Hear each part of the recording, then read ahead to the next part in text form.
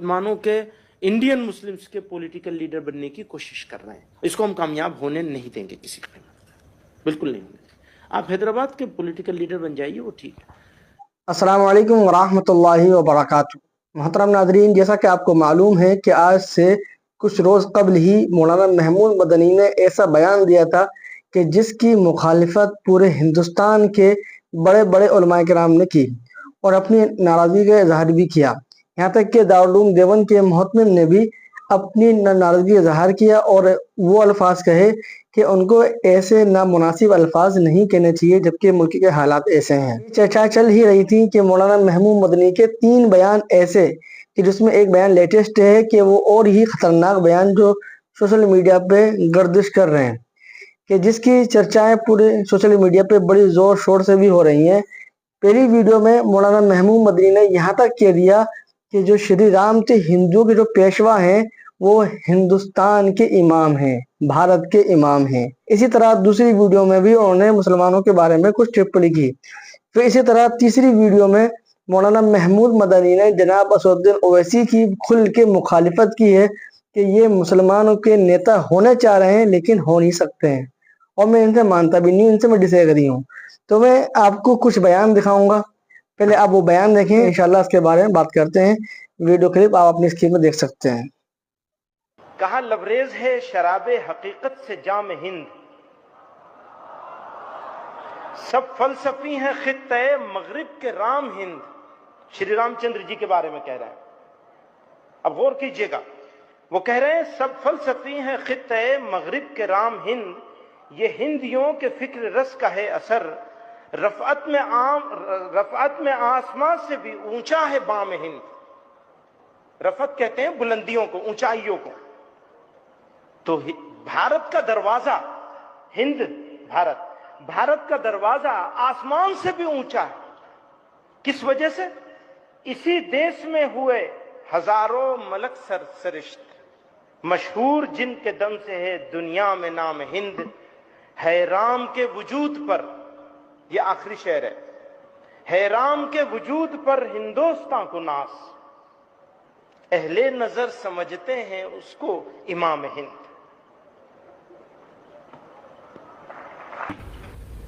मुल्कों में रहने वाले गैर मुस्लिम अगर अपने आप को अनसेफ महसूस कर रहे हैं और वो इंडिया में आना चाहते हैं तो इंडिया को उन्हें अपनी सिटीजनशिप का उनके लिए खोलना चाहिए, वेलकम करना चाहिए, उनको देना चाहिए।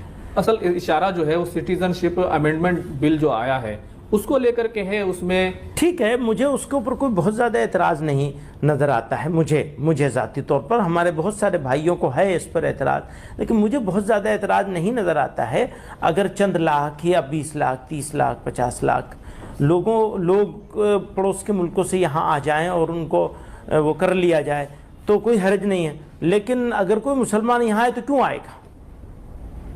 अपना मुल्क छोड़कर मुसलमान अपने मुल्क का छोड़कर यहाँ मेरे यहाँ क्यों आएंगे? नो, मुझे कोई मुसलमान नहीं चाहिए यहाँ, मुझे नहीं ज़रूरत है किसी मुसलमान की। बाहर से कोई नहीं आना चाहिए, बिल्कुल नहीं आना चाहिए।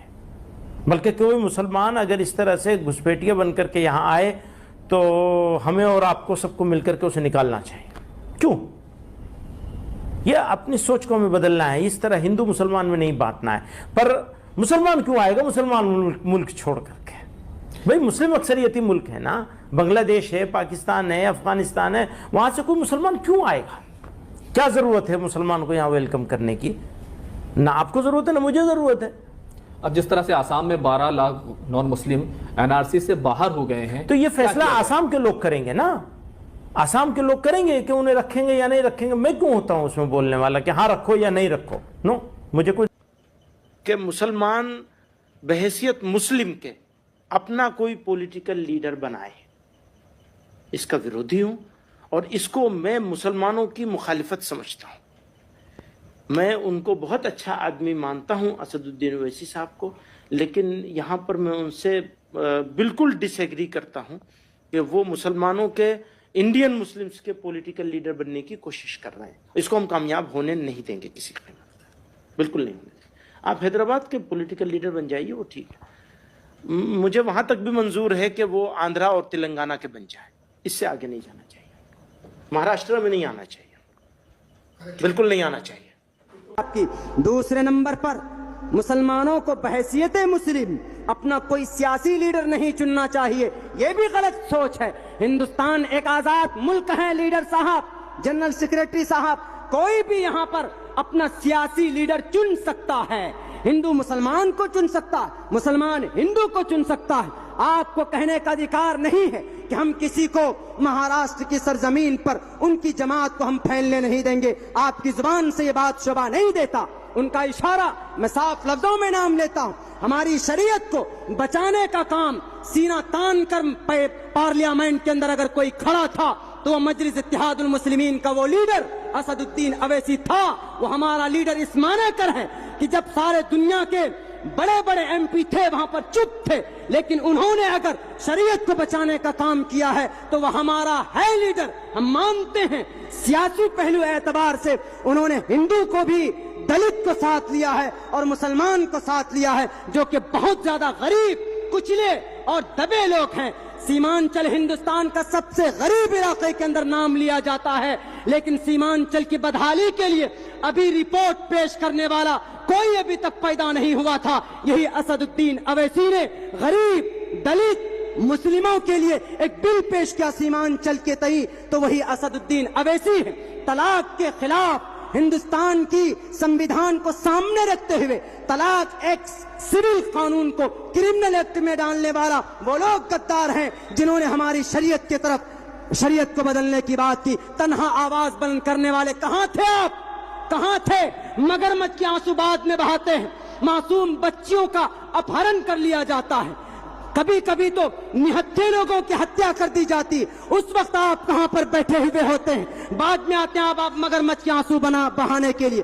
کیوں نہیں ہندو مسلمانوں کو لے کر آپ فساد پیدا ہونے سے پہلے فساد کو کیوں نہیں روکنے کا کام کرتے ہیں؟ جب فساد ہو جاتا ہے تب آپ دورہ کرتے ہیں. ہم آپ کے سمجھوتے کی بالکل مخالفت کرتے ہیں. ہندوستان سیکولر ملک ہے. اگر اسد اویسی صاحب نے اگر دلت کے خلاف، دلت کے لیے ان کا حق لینے کی بات کی ہے تو ہم ان کے ساتھ ہیں. بلکہ کسی بھی مظلوم کی آواز کوئی بھی بندہ اگر اٹھاتا ہے، ہم اگر اٹھاتے ہیں تو ہمارا ساتھ ہونا چاہیے. آپ میں کوئی لیڈر اگر اٹھاتا ہے، آپ کے قریب کا اگر کوئی سیاسی لیڈر اٹھاتا ہے تو آپ کو ان کا ساتھ ہونا چاہیے، ان کا وروध.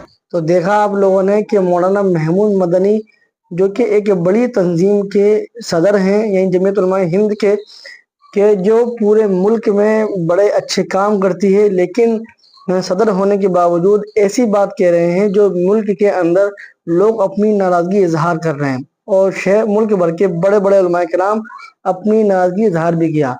وہ دن نہیں گزرے تھے کہ ان کے یہ بیان سوشل میڈیا پر جاری ہو گئے. بہرحال آپ کا ان تینوں بیانوں کے متعلق جو بھی آپ کی رائے ہمیں کمنٹ باکس میں ضرور بتائیں. ملتے ہیں کسی نئے اپڈیٹ کے ساتھ. السلام علیکم ورحمۃ اللہ وبرکاتہ.